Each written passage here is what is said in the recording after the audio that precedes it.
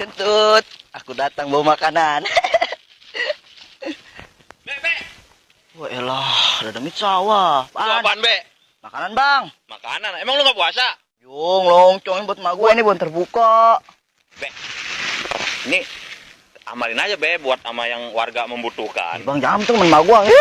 Nah, ini bilang ini buat yang membutuhkan gitu. Malu mah tahu. Iya.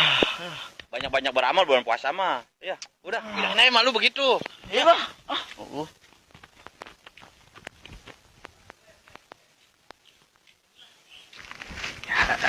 Tuh, coba makanan buat lu. Kita batal bareng.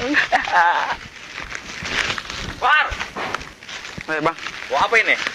makanan bang.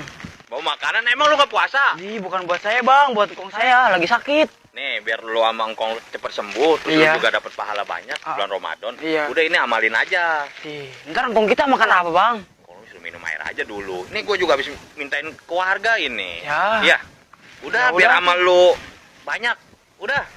Gue bawa dulu nih. Lah orang begitu amat, makanan gue diambilin mulu.